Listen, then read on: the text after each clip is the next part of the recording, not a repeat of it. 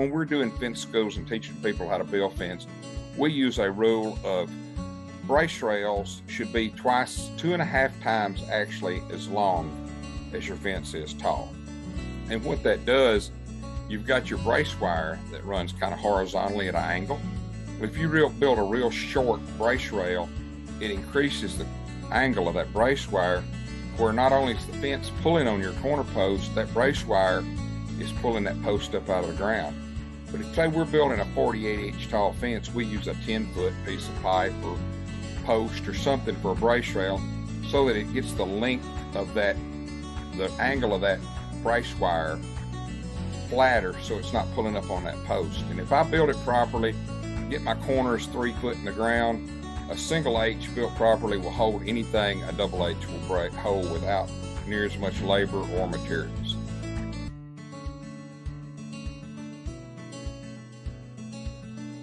Hey, I'm Shay Keister, and I am your host for the Casual Cattle Conversations podcast, where we connect you with beef industry experts and leaders to improve your own operation.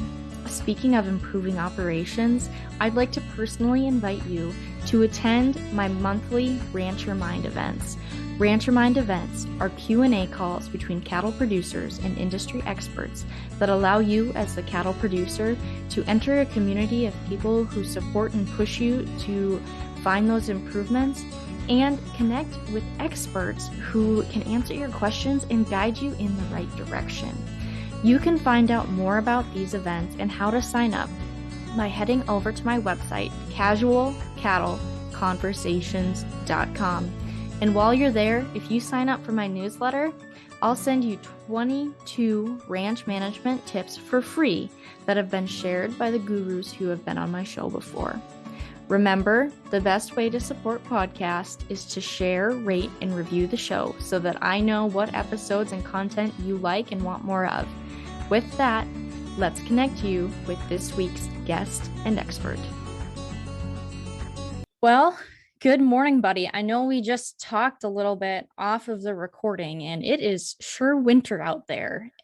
And so I guess that's really fitting for our conversation about winter fencing and kind of what that means for cattle producers during this time of the year. So can you start off and just remind folks, I know you've been on the show before, but just remind folks where you're located and a little bit about what you're doing in the industry today.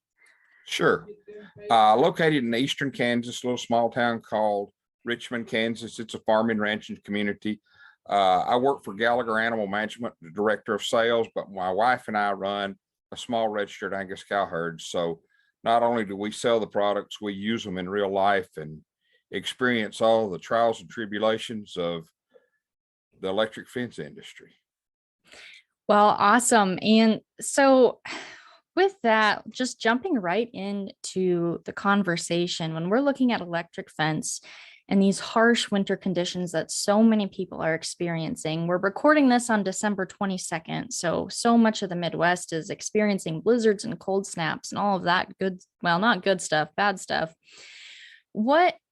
How are those electric fences impacted by the cold and snow or even ice? Well, that's something that impacts all fencing. And there's some things to think about when you're using electric fence in the wintertime. And mostly we think about temporary electric fence in the summertime when we're rotationally grazing and trying to better use our forages. But it's as equally important in the wintertime if we're trying to graze some stalk residue, or if we're regrazing some pasture where we've stockpiled some forages. So some things to consider is, in the summertime when it gets dry, the ground's hard, but nothing like now when it's frozen down 4 to 6 inches deep. So you need to kind of pre-plan and go ahead and get your tread-in post where you want them, your fences up before the ground freezes, so you can get your post in properly. Another thing in the wintertime with the snow and ice load on temporary fence, you're probably going to need more post than you would normally, because with the snow and ice load on the wires and the tapes, you're going to need more support for that fence. Now, I know we're all sitting on some snow cover now, and if we've got cattle out on open pasture where we've been grazing them, a electric fence is a mental barrier, not a physical barrier. So they've got to be able to see it. Well, a lot of times in the summertime where the grass is green or the brown dirt, we want a white product to contrast to the background so the animals can see it before they walk into it. Well, in the wintertime, we've got the same concerns. So rather than using a white product, we may need to use an orange or a green or some kind of wire or tape that has got some color to it that differentiates it from the snow cover. Well, that is great insight, and it sure is a winter wonderland and very white out there for so many people.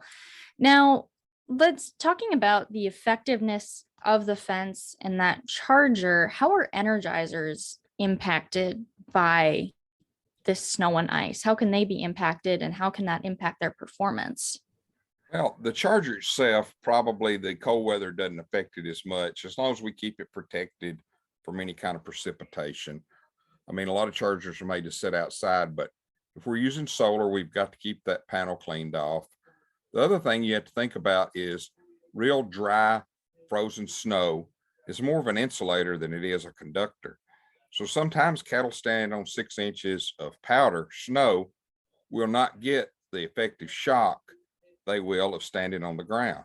So we may need to look at a 2-wire system of a hot and ground so that we actually carrying our ground with us, because standing on that snow, they're not going to get the impact of that charger they will as standing on grass or bare ground. Is that something that you recommend producers do right away in the fall before that snow hits? I mean, that's kind of what I would do. I don't particularly like fencing any time of the year, let alone when it's cold. But for those people who do always have hard winters, is that something that they should just plan for right away? Absolutely. Go ahead and make your plans in the fall before the winter weather hits. Like I said earlier, get your fences kind of laid out like you want them. I know about a week ago, we knew this weather was coming. So we set up some round bales for windbreaks, put a single poly wire around them up probably about 36, 38 inches tall. And that way the baby calves can go under and get up next to the straw bales or the hay bales for protection, but yet it keeps the cows from eating up my windbreak. So that's one way we're using electric fence today in the extreme conditions we're in. Well, that's a creative solution, and I appreciate you sharing that. Have you seen other producers doing similar things or other creative ideas to get through winter fencing? Oh, absolutely. A lot of people, when you're using a lot of high tensile permanent fence that's electrified, we'll go out and loosen the wires a little bit just so that snow load doesn't break over our corners or our line post, because that snow really creates, when it starts drifting, it really creates a load. And if you've got all the pressure on your corners that they will take, and then you put a snow load on them, you're just increasing it. So in the spring, you're probably going to have to go back and do some repairs. So knowing we're going to have a big blowing snow, we'll go out and loosen our permanent fences a couple of 3 inches on 1,000 feet just to give them some more stretch and some more flexibility to take that load. Is there a specific design for the corners then that you recommend? I mean, you just said that you loosen your wires a little bit, but that actual corner structure itself is so critical. So is there a specific structure for the corner that you recommend?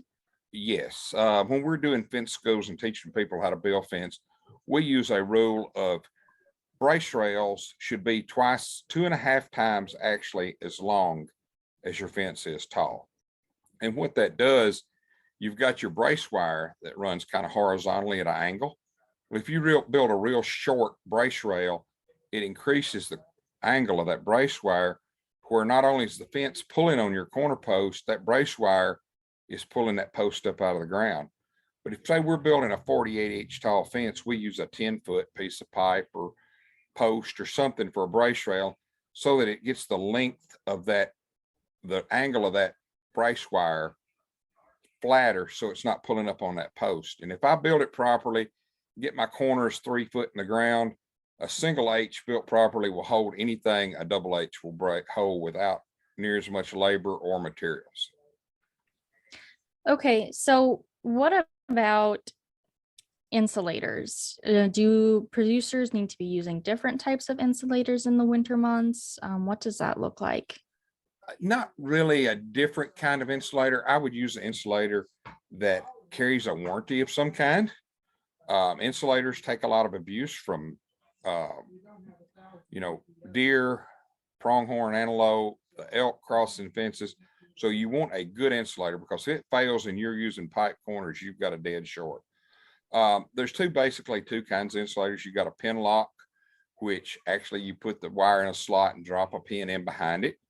And then there's the W or claw style, a lot of people call it, which to me are a lot stronger, a little more difficult to put in, but a lot stronger to use. So it kind of depends. If I'm in a flood prone area, I may use a pin lock so that pin will shear and actually take the pressure off my post.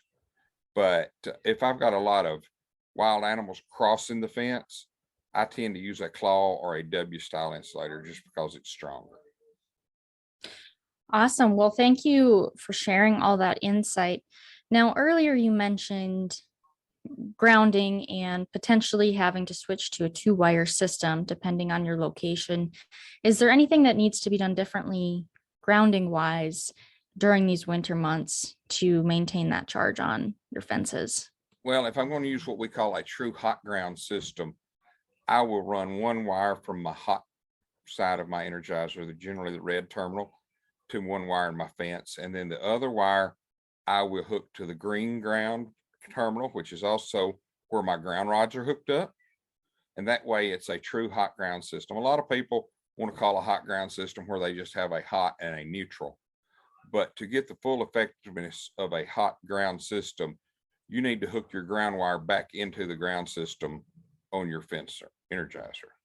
And this, you don't depend on anything then, moisture in the ground or no snow or anything, to carry that current back to the energizer, because actually for the animal to feel a shock, that current has to make a full circuit. It has to go out the fence and then return to the energizer through the animal's body before they get the shock. So a hot ground system, a little more difficult to build, but a lot more effective in either arid areas or where we've got a lot of snowpack. All right. Well, buddy, you're the expert on this. Is there any other information that you want to share with cattle producers today when it comes to winter fencing? I just think that there's a lot of underutilized forage in crop residue, in pastures, hay fields that maybe got some growth on them in the fall when we got some moisture. Hay's, we start losing money the day we sit out the first bale of hay in the livestock business.